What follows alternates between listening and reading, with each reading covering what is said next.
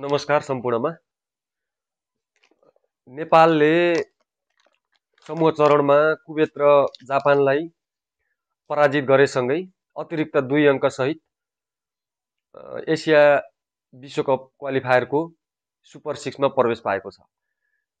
नेपालको साथसाथै को पुगे त सुपर 6 मा र नेपाल कुन टिमसँग भिड्दै छ त सुपर 6 मा कुरा गरौँ। आउनुहोस् सुरु गरौँ कुन टिम पुगे त सुपर 6 मा। पहिलो टिम युएई, कतार र मलेसियाका थिए, जसमध्ये युएईले कतारलाई 7 विकेटले र मलेसियालाई 6 विकेटले पराजित गर्दै सुपर 6 मा उक्लिएको छ। त्यस्तै कतारले मलेसियालाई 4 विकेटले पराजित गर्दै सुपर 6 मा आफ्नो स्थान बनाएको छ। दोस्रो टिममा रहेका नेपाल, कुवेत र जापान मध्ये नेपालले पहिलो म्याचमा कुवेतलाई 58 रनले र दोस्रो म्याचमा जापानलाई 5 विकेटले पराजित गर्दै सुपर 6 मा आफ्नो स्थान बनाएको। त्यस्तै जापानले कुवेतलाई 5 विकेटले पराजित गर्दै सुपर 6 मा आफ्नो स्थान बनाएको हो दर्शकबिन। त्यस्तै गरी तेस्रो टिममा ओमनले सामोआलाई 5 विकेटले र पपुवा न्युगिनीलाई 52 रनले पराजित गर्दै सुपर 6 मा अतिरिक्त 2 अङ्क सहित ओमनले आफ्नो स्थान बनाएको छ। त्यस्तै समोआले पपुवा न्युगिनीलाई 6 विकेटले पराजित गर्दै सुपर 6 मा आफ्नो स्थान बनाएको छ।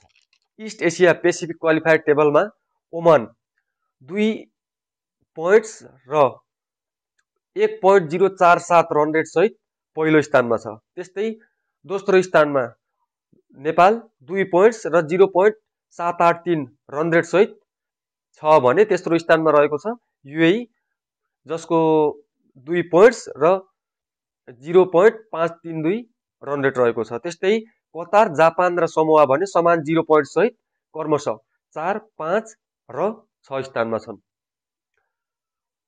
अब कुरा गरौँ म्याच फिक्सेसर कोसँग भयो त सुपर 6 मा। सुपर 6 को पहिलो म्याच 12 अक्टोबरमा नेपाली समयअनुसार 11:45 बाट ओमान र कतार बीच पहिलो म्याच हुँदैछ। त्यस्तै दोस्रो खेल 12 अक्टोबरमै युएई र नेपाल बीच हुँदैछ भने तेस्रो खेल सामोआ र जापान बीच साँझ 8:45 मा हुँदैछ। 13 अक्टोबरमा ओमान र युएई तथा नेपाल र कतार बीच खेल हुँदैछ। 15 अक्टोबरमा जापान र कतार, समोआ र युएई तथा ओमान र नेपालको खेल हुँदैछ दर्शकबिन। त्यसै गरी 16 अक्टोबरमा युएई र जापान र कतार र समोआ बीच खेल हुँदैछ। 17 अक्टोबरमा जापान र ओमान र समोआ र नेपालको खेल हुँदैछ। नेपालले सुपर 6 मा जापान बाहेक बाँकी 4 टिमसँग प्रतिस्पर्धा गर्नेछ। अब जानौ सुपर 6 मा नेपाल कोसँग कहिले खेल्दैछ त। सुपर 6 मा नेपालको पहिलो खेल 12 अक्टोबरमा युएई विरुद्ध दिउँसो 4:15 मा हुँदैछ।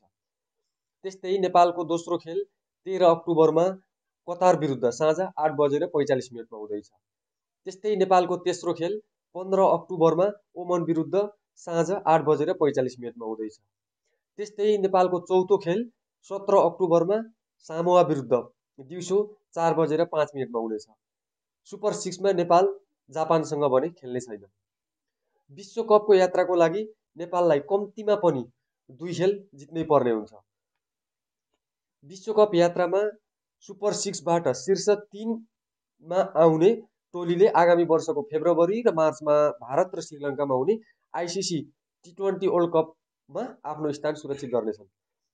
नेपाल शीर्ष 3 मा पर्न सफल भएको खण्डमा लगातार दोस्रो पटक T20 वर्ल्ड कप खेल्नेछ भने समग्रमा भने तेस्रो पटक T20 वर्ल्ड कप खेल्नेछ।